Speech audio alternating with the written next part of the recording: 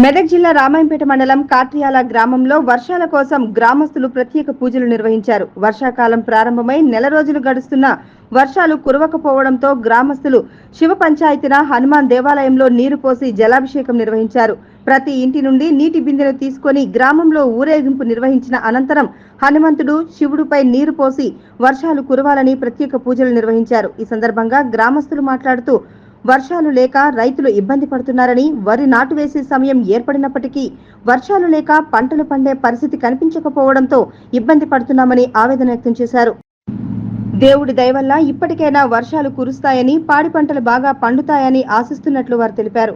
ఈ కార్యక్రమంలో మాజీ సర్పంచ్ మైలారం శ్యామ్, గ్రామ పెద్దలు బిల్లం శ్యామ్రెడ్డి, కొప్పుల వెంకటం రాజం, కొత్త రాజేందర్ గుప్తా, చాకలి శ్యాములు, గొల్ల శ్రీశైలం, బెల్లం మహేందర్ రెడ్డి, కంది మల్లారెడ్డి, శ్రీశైలం రెడ్డి, కుమార్, నాగరాజు, గ్రామ పెద్దలు మరియు యువకులు పెద్ద ఎత్తున పాల్గొన్నారు.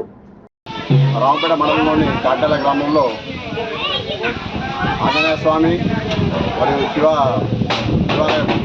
పంచాయతన విగ్రహాలు ఉన్నందున శివునికి ఆంజనేయ స్వామికి అభిషేకాలు చేయడం జరిగింది. వర్షాకాలం మొదలై నేటికి 1 నెల 15 రోజులు దాదాపుగా అవుతుంది. అయినా కానీ పెద్ద వర్షాలు పడక, భారీ వర్షాలు లేక రైతులు ఇబ్బందులతో పురాస పంటలు కానీ కావచ్చు, వరినాలు కూడా ఏదకొచ్చాయి వేయకుండా వేసుడు అవుతుంది.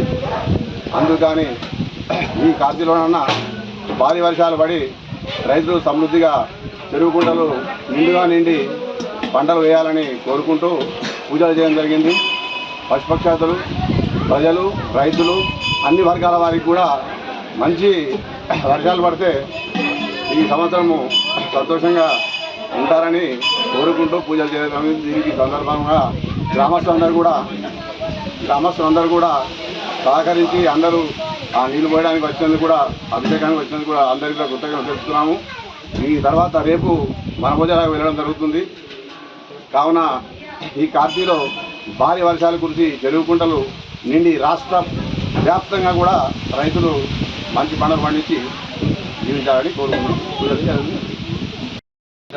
ఈరోజు వర్షాకాలం మొదలయ్యి నెల 15 రోజులు అవుతున్నా ఇప్పటి వరకు వర్షాలు సమృద్ధిగా లేనందున మన కాట్యాల గ్రామంలో హనుమాన్ టెంపుల్ వద్ద హనుమాన్కు మరియు శివ పంచాయతీ ఉన్నందున అందులో మా గ్రామ ప్రజలందరం కలిసి జలాభిషేకము చేయడం జరిగింది.